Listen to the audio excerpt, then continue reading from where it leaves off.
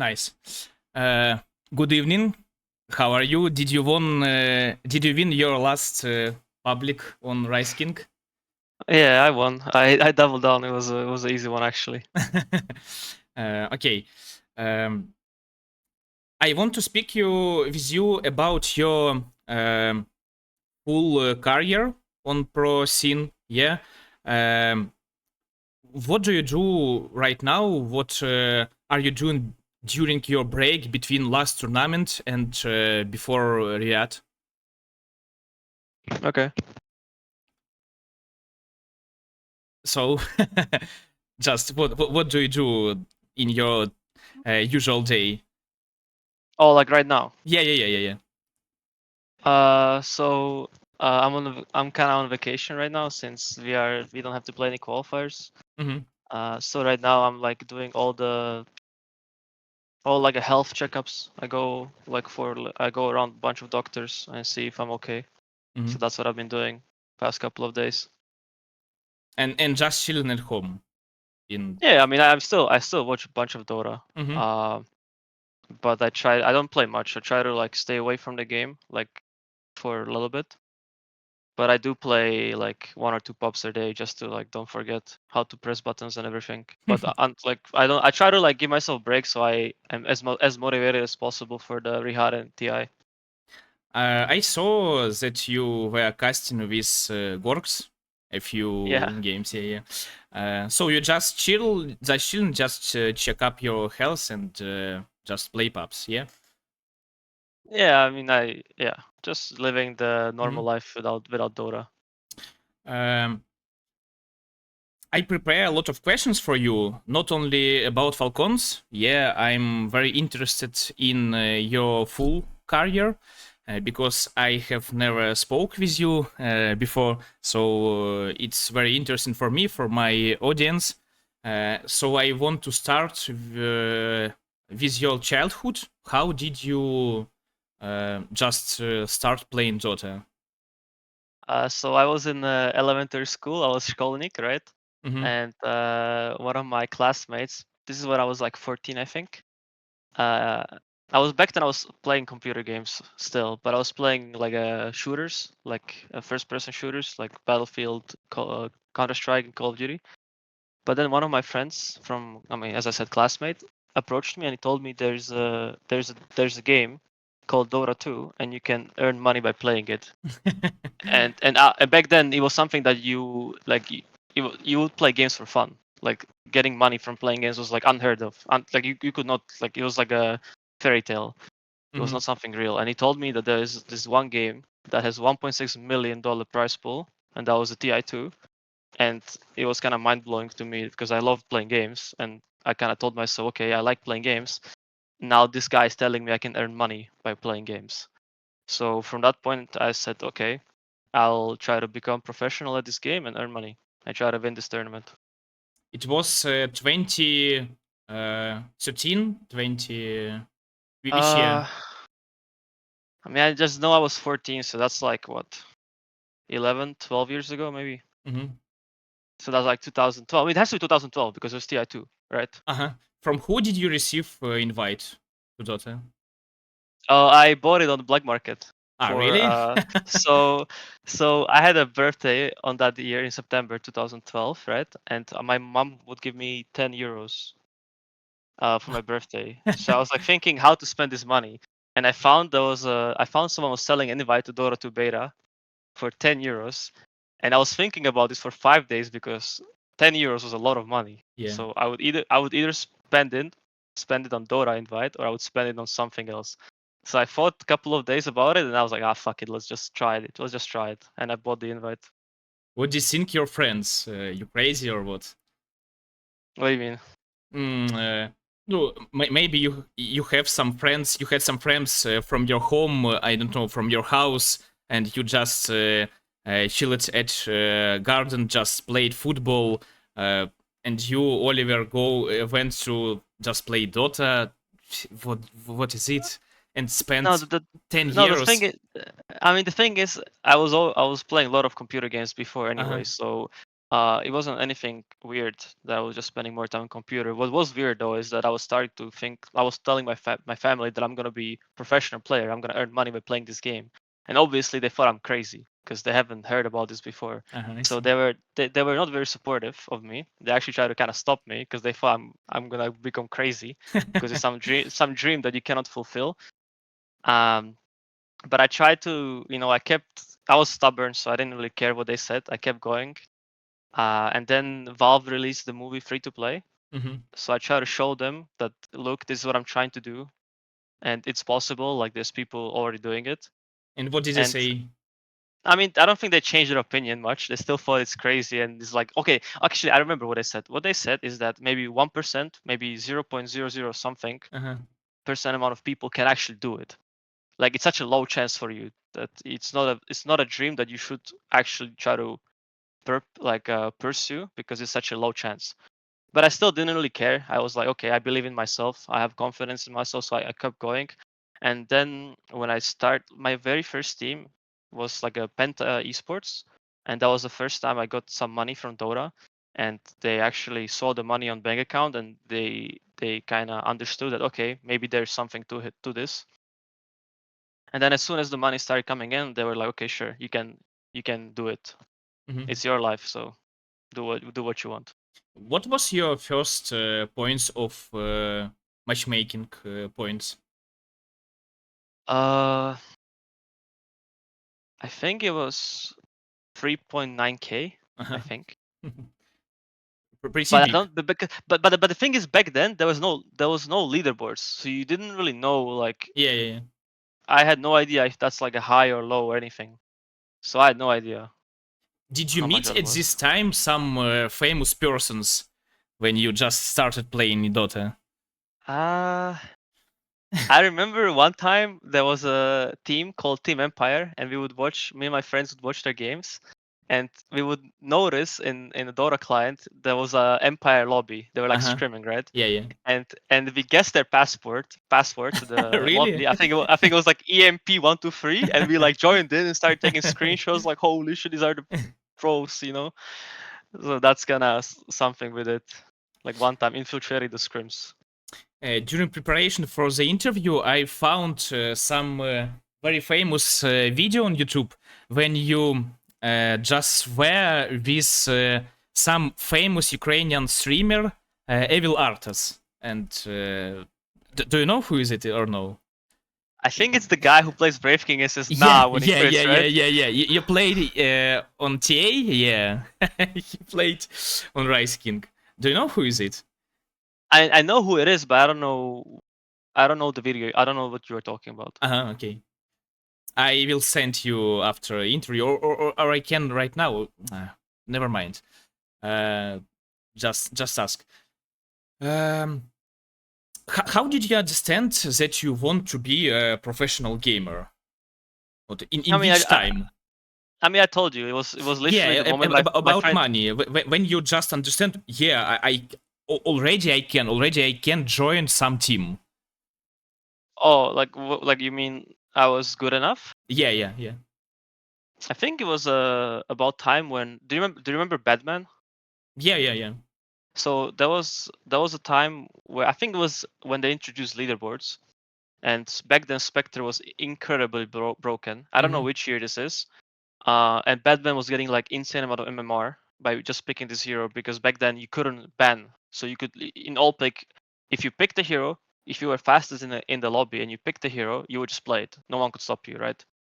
No one could ban it. No one could do anything. Hmm. So I remember um I was just spamming Spectre and just copying what he was doing, and I got really really high on the leaderboards. And somehow I kind of this gave me confidence to think I can actually do it Hmm.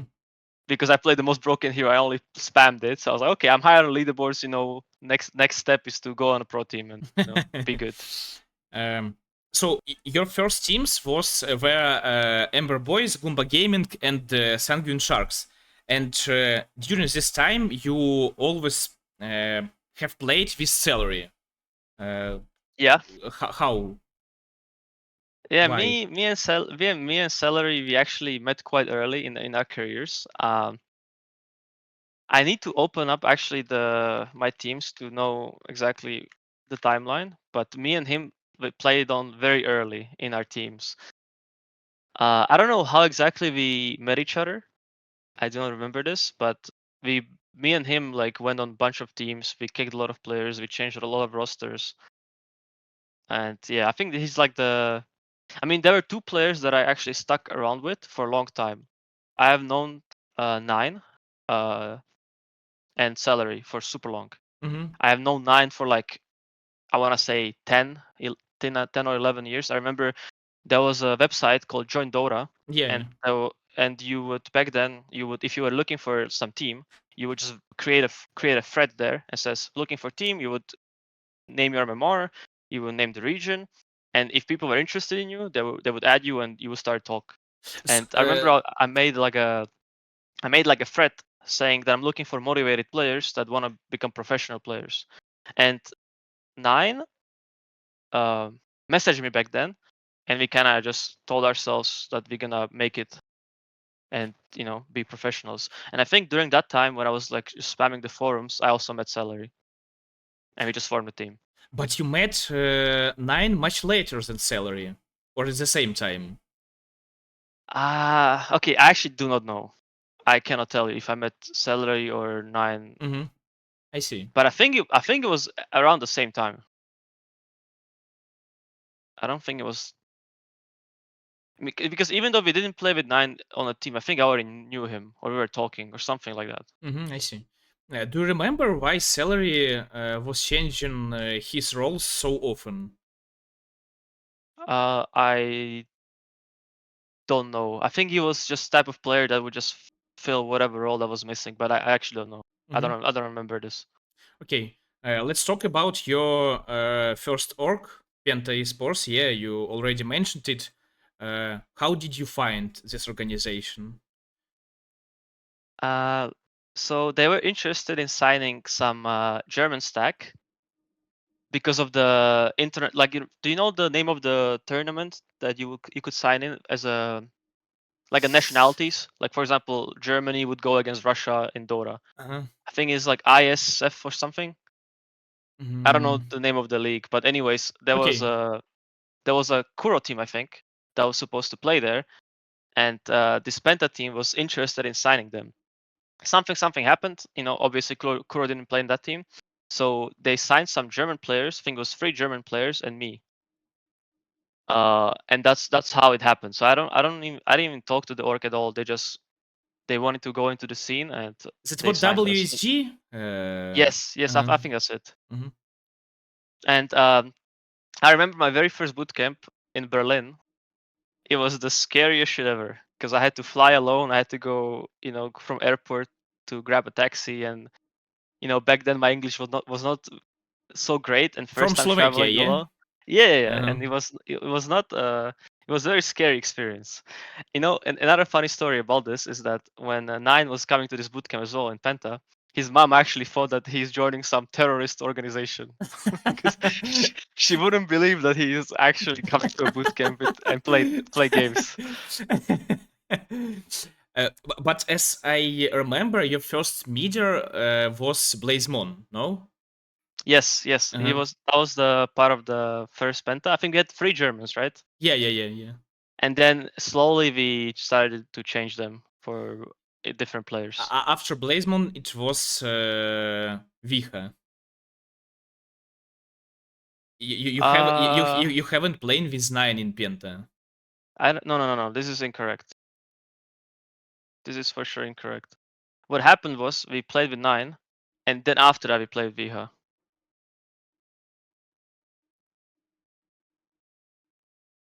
Because you see, like I'll screenshot this for you. Look at this. So Nine joined Penta in 2017, right? In September, Mm-hmm. and then Viha joined in 2018. So that's like a year after that. So Nine just joined for a few tournaments and after leave. I mean, he joined the team and then he kind of felt like he. I mean, I don't want to say he deserved better, but he Uh-huh. wasn't happy with our team, and he fought because back then he was like a number one in the leaderboards, Mm-hmm. and he believed that he didn't really vibe with us back then, and he wanted to look for something else or just take a break. So that's what happened. Why did you have separate ways with salary? Oh, we were just kids back then. You know, you are just kids. And I remember one day I said, guys, I don't think this team is very good. And Mhm. then I left. And then I remember a couple of hours, I was like, okay, that was a fucking dumb thing to say based on based on losing some game or some series, or I don't even know why. Then I asked, yo guys, can I join you again? I don't think I thought this through. I think it was a bad decision and they didn't take me back. So that's what happened. Do you remember your first win on online tournament? Online, my first win. I think it's a D2CL maybe. Yeah.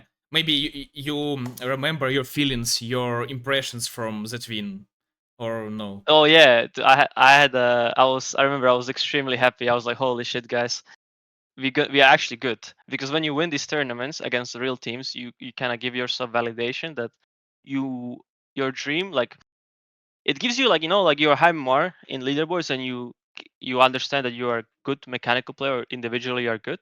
But when you win tournaments, this is why you play this game, to win tournaments. So when I won a tournament, I was like, okay guys, we are actually good, we can win more tournaments, because we showed we can do it, even though it was not against tier 1 teams or anything like that. And you eventually qualified for Big LAN, yeah, ESL Genting in 2018. Yeah. Yeah, you didn't succeed, but anyway, I guess it was already very successful result for you and for organization Penta. Yeah, I mean, I was very happy to go on a tier 1 land. I think we had a arc on mid back then, because Yeah. we had some. I think we lost the mid player. I think maybe that was the time where Nine left us. I don't quite remember the timeline, but I know we had to look for some new mid. And Arc didn't even play middle, so we. I don't even know what we did, but we managed to qualify. I think we won against OG in qualifiers. And that's how we got to that event. Hmm.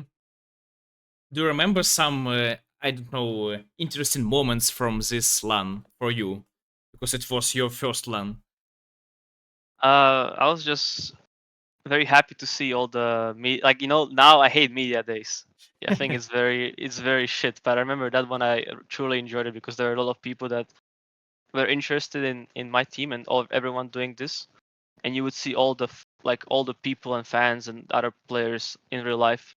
And you know, because I was used to sitting alone at my PC and just kind of living this dream in my head, but then suddenly, like, I meet all these people around that are, you know, trying to achieve the same dream, and it was a very nice feeling. I remember I was like, I was a fanboying everyone. I was like fan of every player I would see. I was like, oh, I wanted to talk to everyone. Hmm.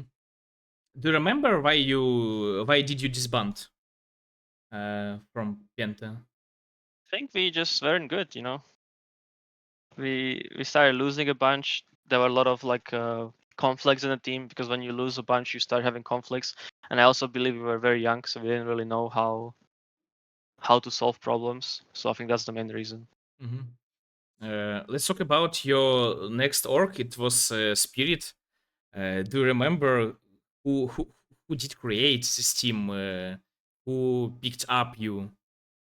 Oh yeah, I remember this. So FNG played with Biver in a Russian variation of Team Spirit, and someone in the team decided they want to try EU, going EU. They were like, okay, fuck, okay, they didn't want to play in CIS anymore.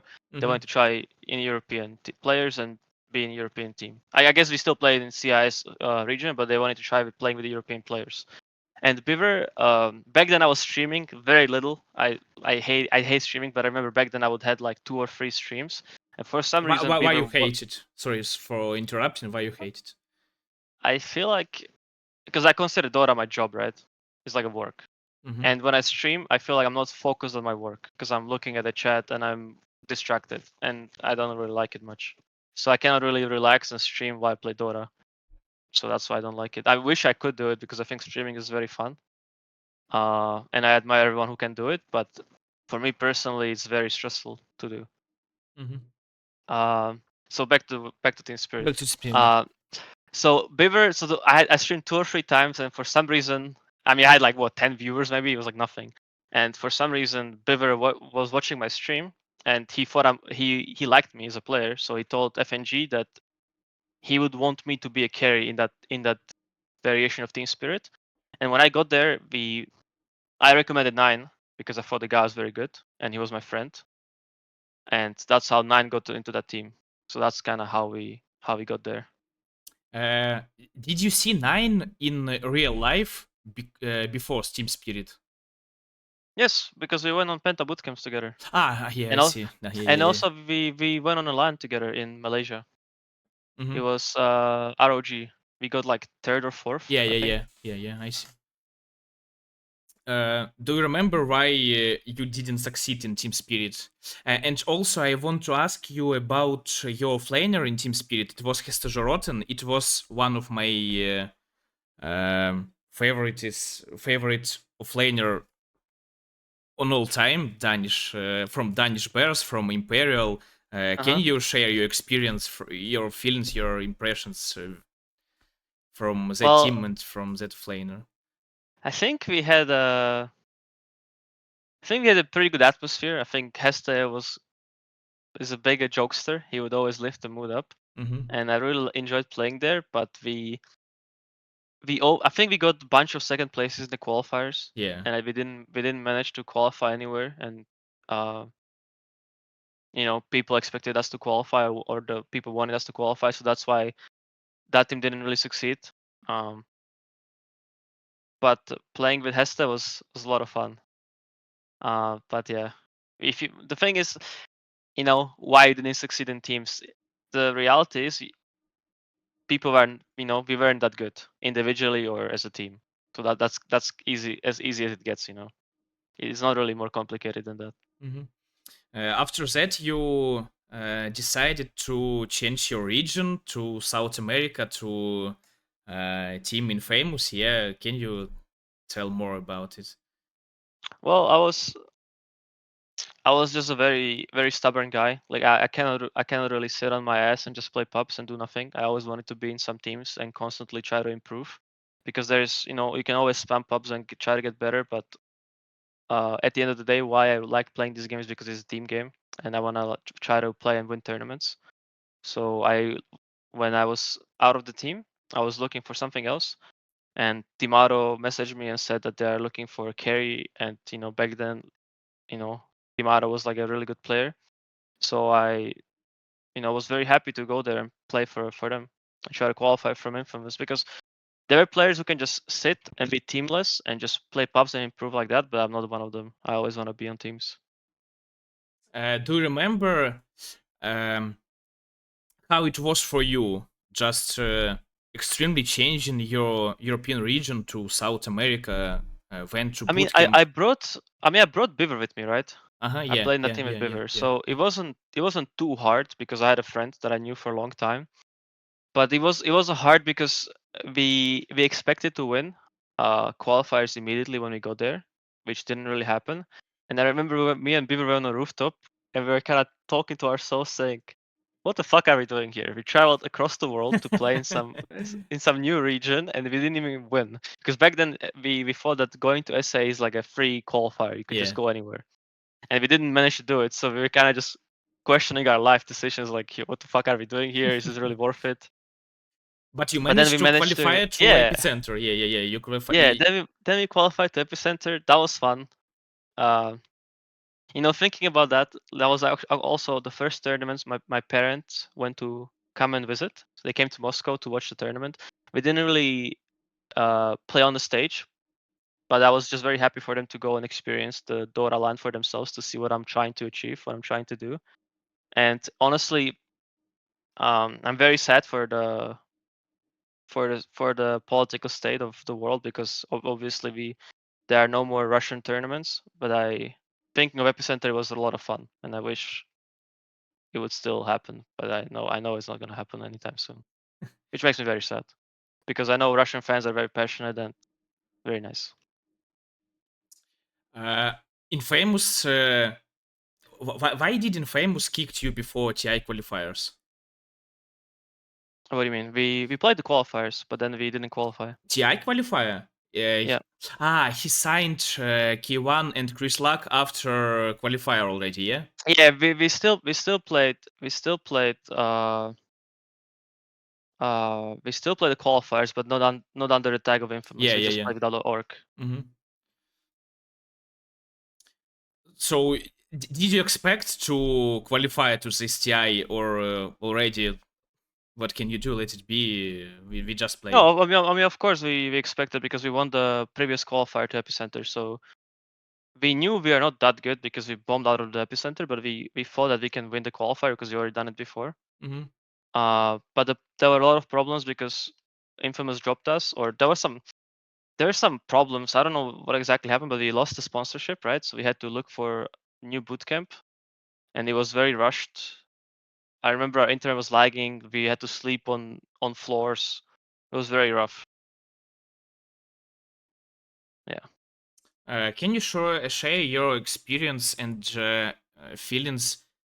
Because after that, yeah, you played with PPD, with AUI, with Moonminder in different teams. But anyway, you play with great captains in NAP and in Team Crazy. Uh, I guess it was your first experience with. Fuck, it was really great captains.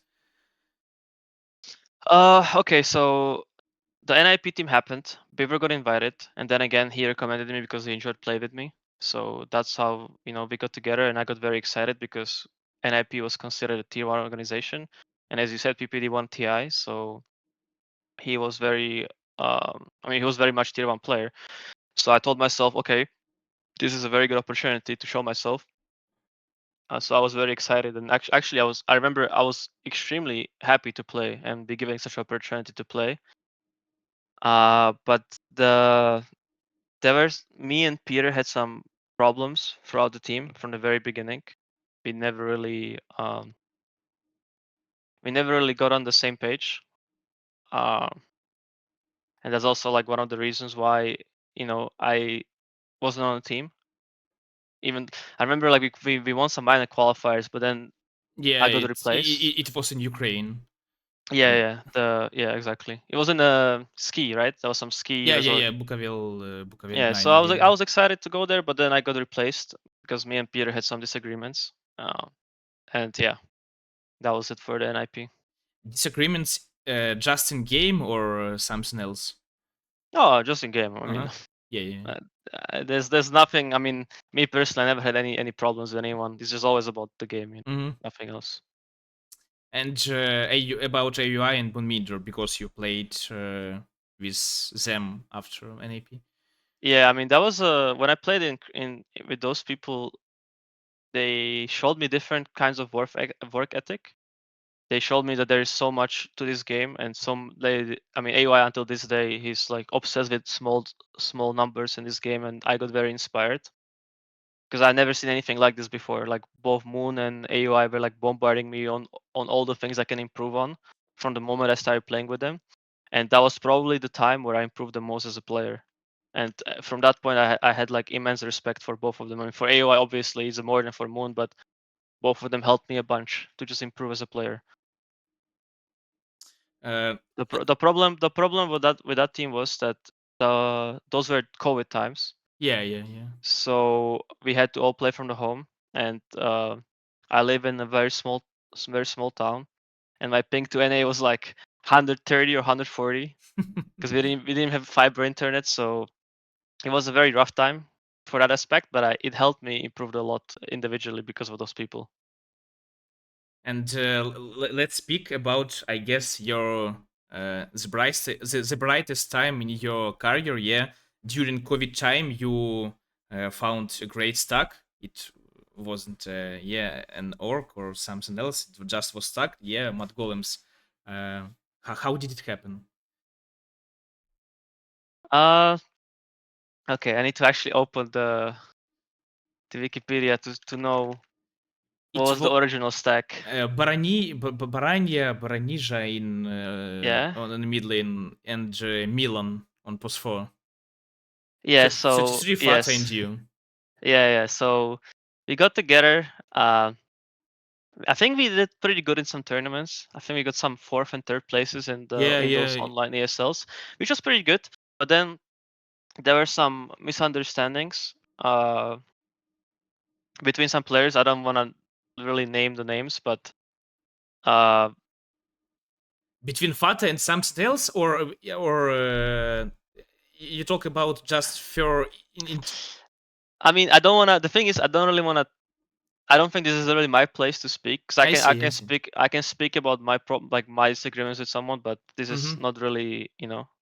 I don't want to put any shade on anyone, but there was problems with let's not say problems, disagreements with Milan and Boranija. So they kind of left the team, and we got Nine and Biver. Mm-hmm. And you know, I was very happy to play with Biver again because I like the guy so much. I know he's very good. It was 9. Uh, and with Nine, so I got my two friends on the board. So we played a bunch. I'm not sure. I don't think we did pretty well because Biver ended up leaving the team. He actually ended up retiring because he said that he starting as he gets older, he understands that this Dota life is not really for him. It got too stressful, and he wanted to do something more normal in terms of job. So I was very sad when this happened because we played with him. I mean, I played with him on so many teams, and I considered him a very dear friend. But I knew he's doing this uh, for himself and also for us because he didn't want to just not fully come into the team. So I kind of understood why he's doing it, but it still kind of hit me a little bit. And I think that's when we found snaking, right? Yeah. And 33 found snaking, and he was saying that back then there were, I don't know if it was Quincy crew, but there was a bunch of these Quinn teams. It was Forward Gaming, and they had a bunch of different names. And one pattern he noticed is that every time they had Snake, they would they would qualify to TI and they would do pretty good on tournaments, and then they would kick him. And then they would not do very well until they get him again, and the cycle would repeat. So he was just kind of thinking, maybe this guy is pretty good. So we got him on team, Mm-hmm. and he got to play a different role because back then he was playing with Envy bunch, and Envy made him play a bunch of different roles. I think Snake was playing 4, 5, then 3. He And of was like lane, yeah, swapping yeah, for yeah. the he was swapping for a bunch of roles. So we knew he can play a bunch of roles, and we know he plays well. So that's how we got him. And you played very well, but suddenly you just kicked Fata. It was really shocking news for me, I mean, for the again, community. something not really involving myself, so I don't want Yeah, to I talk too much see, on I it. see, I But see. there were again some problems. So yeah, Farah had to go. As I remember, Fata said that your team wanted to kick Snake King and replaced him for Saksa. And Fata didn't agree with that, and that you kicked him. That was okay. That was not the reason why he got kicked. Mhm. Like it's not like that. And this thing that he was talking about him protecting Snake, honestly, I didn't know anything about this when he said these things. So it was completely like outside of my knowledge. So I didn't even know about this. Mhm. And you still play really well. But only in DPC, only in DPC season. At land tournaments, you really didn't succeed. You took third place, fourth place, and etc. Why, from your Wait, view, which tournaments are you talking about? just during DPC season, you Oh, every time qualified for majors but you didn't succeed. are you saying we didn't qualify to majors? No, you qualified. Uh, Maybe you remember when you qualified in 2022 for Stockholm Major, when just Chinese team. We did pretty good, no? In Stockholm. Yeah, it was third place, but it was the best place in season when Chinese Yeah, I mean, play teams that just so didn't arrive. I remember in Stockholm we had a pretty good run. We destroyed the group stage, and we fought kind of unstoppable. We won against Spirit and then Thunder Awaken, but then we had to play in front of the crowd, and Hmm.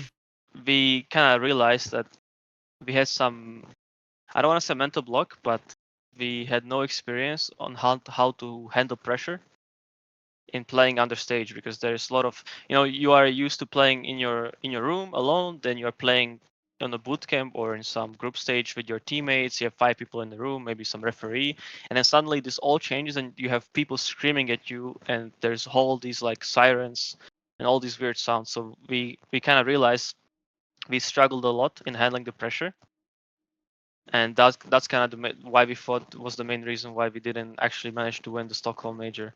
And from that point, we try to even hire a psychologist, and he focused on helping us try to overcome this, not really anxiety, but this like handling, like, or playing under pressure and the mental side of the game. Let's back a little bit earlier when you didn't qualify for TI. It's very interesting for me. How did you overcome this challenge? No, but this was when we played with Fata still. Yeah, This is yeah, like yeah, yeah, way yeah, before the yeah, yeah, Stockholm. yeah, yeah. I mean, that qualifier, honestly, we had a long boot camp for it, and we didn't play very well. We didn't have like much confidence going into qualifier, but once the game started going, something clicked for us, and we felt unstoppable. Like, we didn't drop a single game to anyone until the very finals. And I remember the night before the finals, I was already picturing myself like I won the qualifiers and I'm going to this TI, which was my dream ever since I started playing this game, which was 2012. And I had like all these emotions, say that no one can stop us or whatever. And then the finals happened, um, and we lost 2-3. It was very devastating finals, because we even were leading in game 5 from the early game, but then we threw it. And I remember I had like I was so shocked. I couldn't believe that we didn't win. And I was just very sad. But you still play together in the next season. Yeah, I mean, there were a lot of talks about if you want to keep the roster, if someone wants to do something else or leave the team, but we somehow managed to stick through. We kind of told ourselves, the potential is there. We just need to keep working hard, and then eventually we'll get the results we want. And that's kind of how we survived the roster shuffle. Mhm. Before next TI, you played really bad before TI at Arlington Major.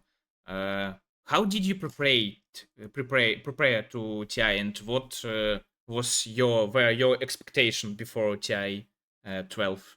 12? So in Arlington, it was the worst tournament for us. We got eliminated in a group stage. That was the first tournament our psychologist was with us, but he wasn't really actively doing anything. He was sort of just watching our process and trying to understand what we are doing. So he wasn't really involved. He was just kind of trying to understand this. Um, and then I don't know. Honestly, I don't know what happened, but we played the worst Dota we played probably ever in that team. And we bombed out, and we had a very long talk afterwards about what we need to fix to play better. And everyone focused on something different after the tournament to make themselves better as a teammate and as a player.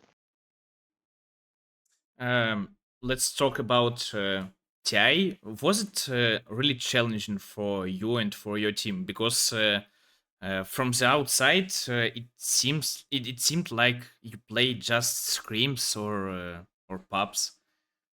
We had a very long boot camp in Singapore for this TI, so we prepared a lot. I wouldn't say we were going into TI too confident, because I remember we scrimmed a bunch against Team EG. That was back then when I played with Nightfall on offlane, Yeah, and yeah. we did not win a single game against them. We had literally like our team had a mental breakdown when we lost to them, because we couldn't win a single game. We are like, how the fuck do you want to go to this tournament when you cannot even win a single game against this specific team? And then we didn't get them in the group stage. The group stage happened. We drew. I think first 2 days we had some draws, and then Saksa had some speech that kind of told us that, guys, stop being scared.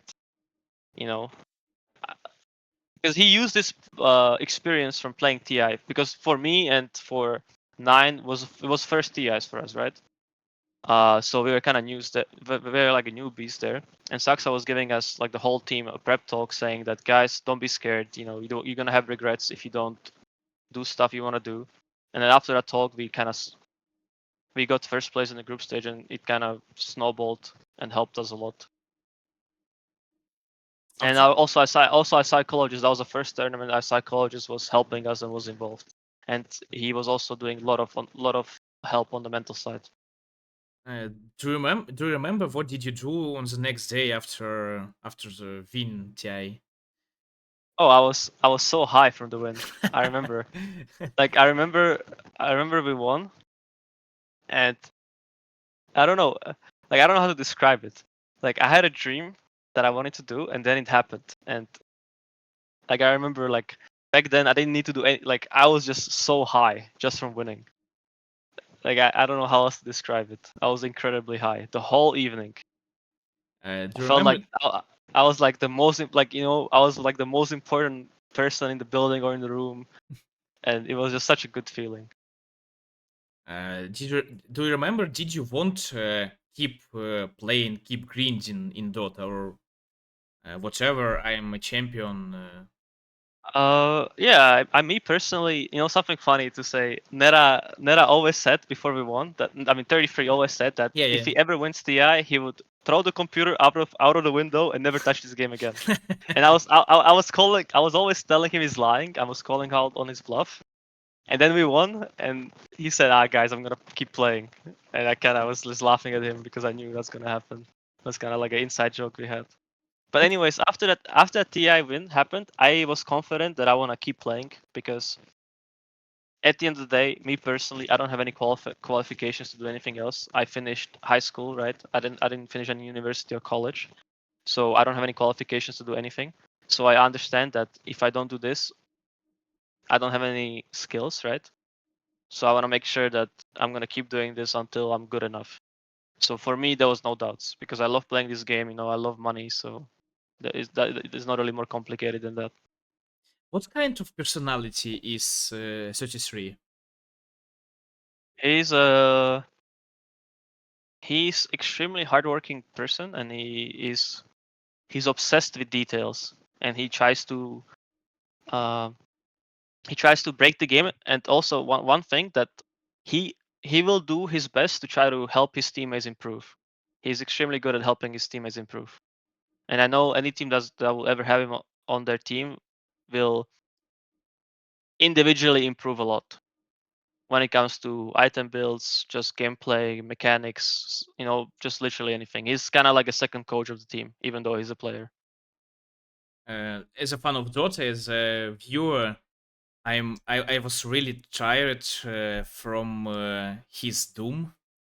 Every game, it's Midas, it's Octarine core, and you I play mean, for. he likes money. That's just how it goes.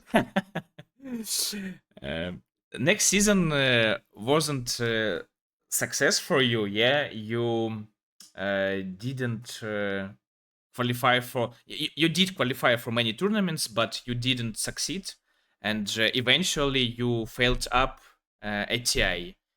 What's wrong on this TI? So the year after we won I think there was a lot of motivation issues, myself included. I remember especially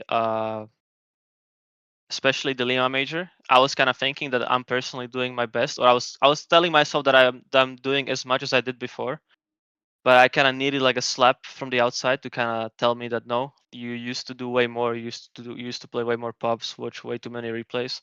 So Lima major was like a wake up call for me that I need to get my shit together and start actually working hard if I want to do this. Um, but throughout the whole year, always someone had problems with uh, motivation. So I think that's one of the reasons why we didn't do very well.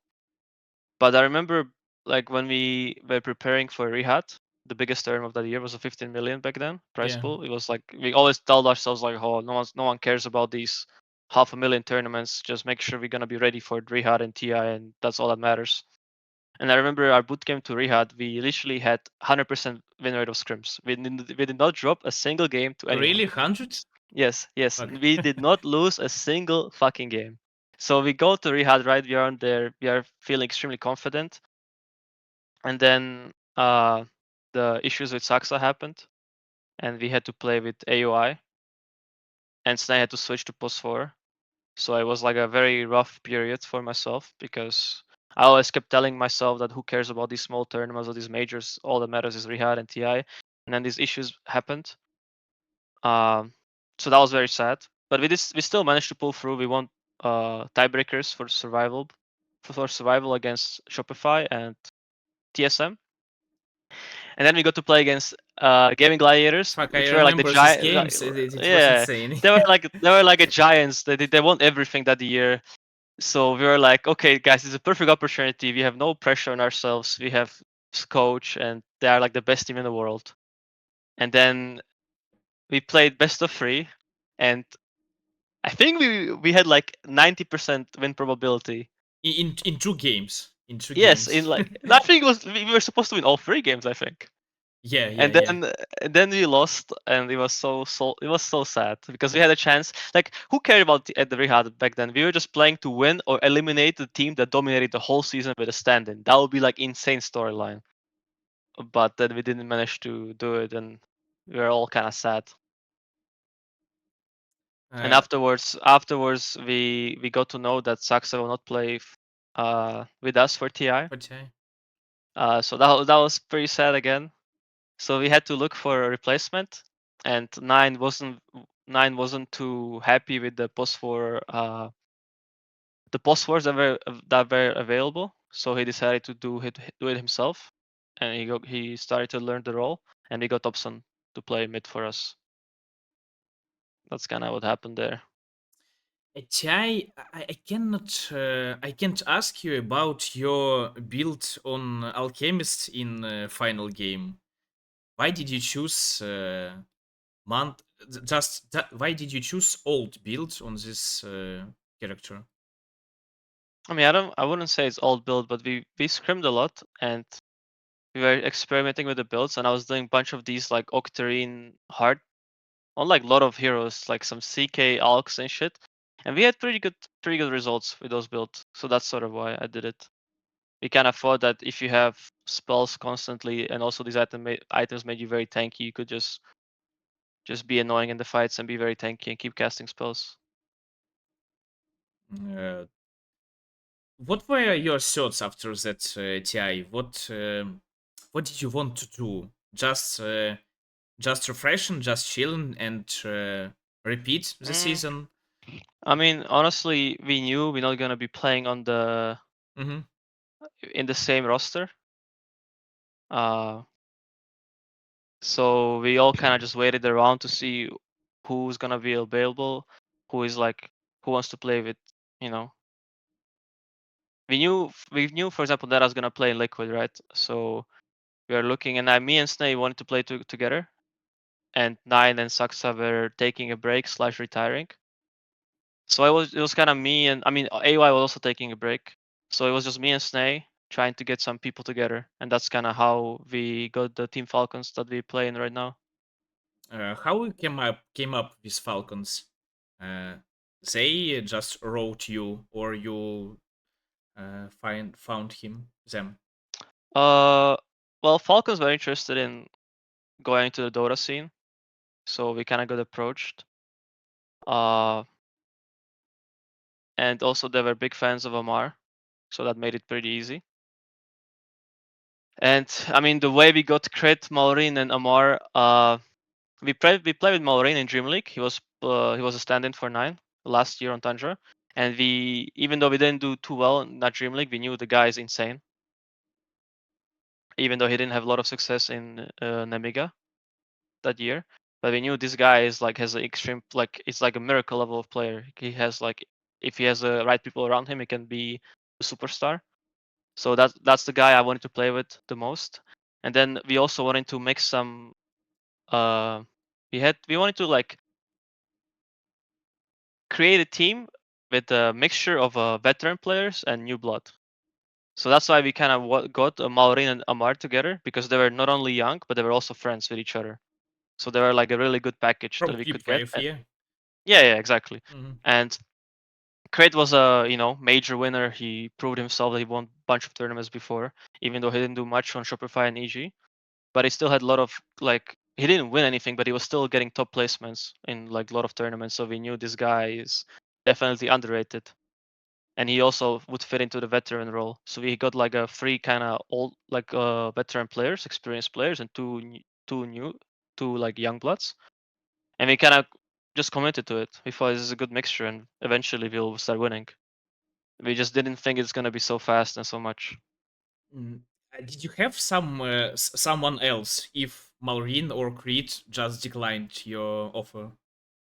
Yeah, I mean we for mid we mainly considered BZM and Maureen, and for if Crit wouldn't want to play, Snaking was even considered going post 4, and we would look for a new post 5. That was also one of those options, but I don't quite remember who we would want to play with Mhm. back then. In which time AUI wants to return? Well, I immediately asked him if he wants to coach us, and he said he's taking a break until the end of December. So we just played without coach until then. And then he kind of just messaged me. But that was after we got top 6 in Kuala Lumpur in ESL.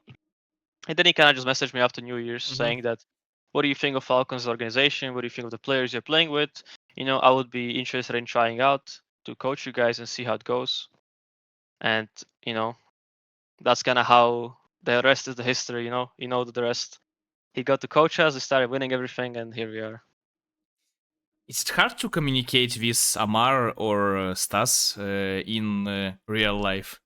No, no, no, no, no, no, no. I mean, I keep saying this to everyone who asks me because I know everyone in community thinks that Amar is some toxic guy, that he's a child, he's does all of this, but I can tell you he's probably the most mature player that I've ever worked with. The guy is like so like you would not guess he's 19. Like there's no way. The guy is so mature. He never tilts. He never screams at anyone. He always tries to help and fix problems in the team. He's probably one of the best teammates I ever played with. And when it comes to Maureen, I mean, me and him, we have like a call it brother bond. You have Like we really literally, big synergy yes, between I each literally, other. we literally fist fight on boot camps, like on daily basis. We just fist fight for fun. And every time like AUI or Snake are trying to just stop us because they think we're gonna break some bones or something, and we are just doing it for fun. He's the most fun teammate ever. I've spoken with him so many times, and he told me that you are like big brother for him. Yeah, that sounds about right. You teach him, you just invite him to join you in after party, just drink some cocktails or something else. Yeah, I'm showing him the life. Yeah, yeah, yeah. I'm teaching him how to live some good life. Now you're the best team in the world. How do you manage? It's very interesting for me. How do you manage to win every time, even without preparation before tournament? Okay, that's a question I cannot answer you actually. I can tell you though how we started winning. After Kuala Lumpur, we were not invited to anything, so we did like a super long boot camp, like one and a half month, maybe even more in Jordan, and we had to play Bedboom Dacha qualifier, ESL qualifier to Dream League, and to Birmingham in Mina. We worked so hard in that bootcamp to try to give ourselves the highest chance to win these qualifiers. We managed to win all three qualifiers, and then we went to Dubai and we won the whole event. And ever since then, I feel like we are still kind of taking knowledge and experience and confidence from that very long bootcamp until now. Because I can tell you, for Birmingham and for this Dream League we won, even for the PGO where we got third place, which is kind of okay with the stand-in, we had literally close to zero scrims preparation, and I don't know how we keep winning. I genuinely don't cannot tell you, because a lot of these tournaments we just look at ourselves and we says we are playing so fucking bad, but we are still winning. So I Honestly, don't know. I really hate your playstyle, your team, because I just watching tournament games. I watch that Falcons will lose this map for sure, but I don't know how you eventually won this map, and especially I remember some final of some tournament when you play against Bad Boom, when they overkill you during first and second map, but That was eventually Birmingham finals. Birmingham. Yeah. I don't know how how is it possible. Yeah, I remember those games. Those were very fun games because we knew we got fucked so hard on laning stage in both game one and Yeah, game yeah. two, and we were like, "Oh, guys, just let's just play the game." I mean, I don't want to get too much into it how we managed to win the game, but we did, and it was just crazy to us because we thought both of those games we just lost. We were supposed to lose so hard, but then we didn't, and we actually managed to win it. And I was just so happy. And I remember me and AOI spoke after the tournament, and we were just like, "How the fuck did we win this event?" It was just insane. Your macro game, it was really insane against what BB in those finals. I don't know how to describe my feelings. How do you personally deal with hate to your team or to you? I mean, I try to avoid it. I mean, I don't really read comments much because I know people can be very nice, and but they can be pretty bad as well. So I think I try to avoid these places because at the end of the day, those people, like, no matter what they say, they don't really understand how this like pro scene works or how professional team works. So I just try to avoid it because I know it's not gonna help me, or it's not gonna help me. There's no point. So there's no dealing with the hate. You just avoid it. Hmm. Let's talk about your just casual things about your life. How do you know Russian language? Hmm? Say again? How well do you know Russian language? Malinko, very malinko. Very маленько. Can you say Uh, just few things that you know? uh, I mean, I know like these like pop phrases like tupogalovichel. You can say more. You can swear. You can do whatever you want. I mean, I know like tisichnik. Uh, Maybe uh, some suka, блядь, or I mean, of course, but those are like yeah, the normal ones, like everyone It's knows default. those. Yeah. I mean, I cannot tell you right now, like off my head, but every time I'm playing a pub, I'm trying to be like I'm trying to sometimes speak Russian because I know like there's 90% chance my teammates are Russian, so I'm trying to just sometimes just speaking some random bullshit just to make them laugh a little bit.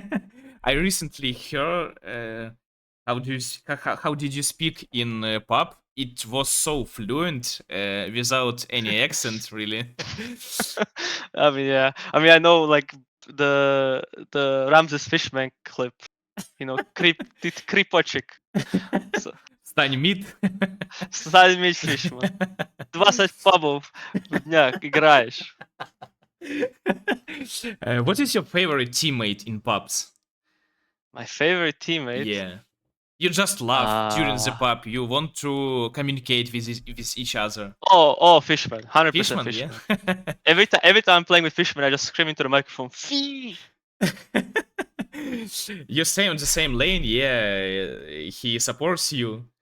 Yes, the guy is so much fun to play with. um, can you tell us about your just casual hobbies? I don't know, maybe your favorite TV series or shows or books. I remember you had at the beginning on your career a nickname, yeah, Oliver and Dot, and some name from some anime. I don't remember. Uh, I mean, I don't like my only hobbies. I mean, Dota was my hobby. I turned into a job, right? So that's -1. I mean, I watch a lot of anime. I guess that's sort of my hobby. And besides that, I go to gym. But that's kind of my whole life. I don't do anything else because Dota takes too much time. So that's sort of. I mean, I still like computer games besides Dota, and stuff like that. What do you But not play much else. except Dota? What do you play? Oh, a bunch of games. Like a lot of those story games, like I don't know, God of War, Last of Us, Mm-hmm. bunch of Call of Duties. I don't know, bunch of like Just single games. yeah, single player games for sure. Mm-hmm. Ghost of Tsushima is also extremely good game. It's like these like single player games because I mean CS of course. Counter-Strike is something I enjoy that is not single player. But besides like Counter-Strike and Dota, I mostly play single player games just to kind of chill and relax. Have you played Everlasting Summer? I did not. No. I don't know. I don't know what that game is. You can Google it after interview. Maybe Okay. I guess you will like it for sure. What is your favorite anime? My favorite anime, I Yeah. think it's probably Attack on Titan. Uh-huh. I mean, I can give you like a top three. It would be Attack on Titan, Naruto, and Free Ren. I think these three are pretty good. What is your favorite, the most favorite character from Naruto? Oh, from Naruto, Yeah. Naruto, of course. Why? Naruto is the Why not beast. Sasuke? Why not? I don't know. Maybe Neji. You. Uh, I don't know. I kind of see myself in Naruto like a funny guy, just likes to fool around. Makes a clown of himself. That's sort of I think why. And he How? also he's like I really like his mentality. Ever since he was young, he was always just saying he's gonna be Hokage, and he didn't care who tried to tell him that he cannot do it. And I kind of see myself as that guy when I was growing up and I tried to be a professional player, and people kept telling me you cannot do it, because of this and that, and I just didn't care. I was just stubborn and I just kept going, kind of like he did. So he kind of inspires me as well. Do you remember how many times you have you cried during your watching Naruto? I actually don't cry. Really? Yes, I cannot. I don't know why I cannot do it. I wish I could. But I don't cry. Even while Jiraiya was dying, or No, father no, and mother no, Naruto? no, no, no TV show can make me cry. I don't know. I just don't do it. I wish I can because I remember when I was younger, I would cry, and I remember there was such a good feeling after I was done crying. But then something happened when I was in my teenage years, and I don't even remember last time I was crying. It Mhm. just doesn't. I don't know. I cannot do it anymore. Uh, let's talk about movies. Maybe you watch some movies. Maybe you have favorite. I don't know, saga, Harry Potter, or Uh, Lord of the Rings, or maybe Star Wars. Oh, okay. Lord of the Rings is for sure one of my favorite like saga or trilogy. When Mhm. I was younger, there was these like VHS tapes. Do you know what I'm talking about? I know. Wait 1 second. I'll link it to you. Казета, понимаешь? Понимаю. Okay. Uh, so we had Lord of the Rings on Казета on this. I'll put it on Discord. So this thing, right? Кассета. Ага, I see, I see. Казета. Yeah, yeah, yeah, yeah, yeah. So we had Lord of the Rings on that, and I would just watch it over and over again on off cooldown. Uh-huh. I would just watch these three movies over and over because back then there was no internet, right? So we had this little. I had like these three movies. I had like maybe Harry Potter 1 and 2, and I just kept watching those movies on repeat. Mhm. So yeah, those are for sure my favorite movies. But nowadays, the movies I liked was Inception and Interstellar. Those So are very just good movies. from Nolan. Yeah, yeah, those movies are good. Mhm. But I don't watch many movies nowadays, so I'm sure there's lot good other movies, but I just haven't seen them. It's a question from female part of my audience. They really asked me for do interview with you. How do you take care about your hair, about your appearance, about your these things? I don't know. I don't know. I don't know what to tell you. I don't. I wash my hair. I don't And know that's what to all. tell. I mean, yeah, kinda. I mean, Okay. I mean, of course, I like use some products to style it up, but that's pretty much it. No, nothing too crazy. Maybe you just go to special rooms, special barber shops, special, I don't know, No, something no, I else. just dude, I go to like hairdresser or barber, so like I go maybe once a half a year, like every 6 months, one time. Mhm. Like it doesn't matter if I'm like in Singapore, I would like before TI, I would just go to some random barber, or like anywhere I would just go to some random guy. I see. Just no, not too big, like just some random shit. What is your expectation from this season? You have, yeah, two more tournaments, big tournaments in this year. in this season? I mean, I think we have had extremely successful season until now, even if we somehow bomb out of Ryiadh and TI. Like looking back, I think we did extremely nicely. But every tournament I go to, I try to. I don't want to think of us as favorites because I think can get into your head and you might just get more pressure on yourself. So every time we go to tournament, I tell myself that. I mean, okay, I can give you like my ideology of Dota. So let's say we won tournament yesterday, right? In that day, we were the best team in the world. But today is a different day. Like people maybe slept badly, maybe something happened, someone's stomach hurts, and today we don't have to be the best team in the world. Mm-hmm. So that's kind of how I look at ourselves. We were best team in the world during that time, but now we are nothing. We have to become the best again. You don't just be the best for more than one day. So going to Rihad and TI, I don't think we have any expectations, or I wouldn't say we are favorites. We are just a random team trying to win. That's pretty much it. I guess it's perfect ending for our talk. Thank you, bro, very much. It really was pleasure for me to talk with you. You're really nice guy, and I hope Thank you very much. you are be successful in this season at the Thank you ending. very much. Mhm. Спасибо. Have a nice evening. Давай, до свидания. До свидания.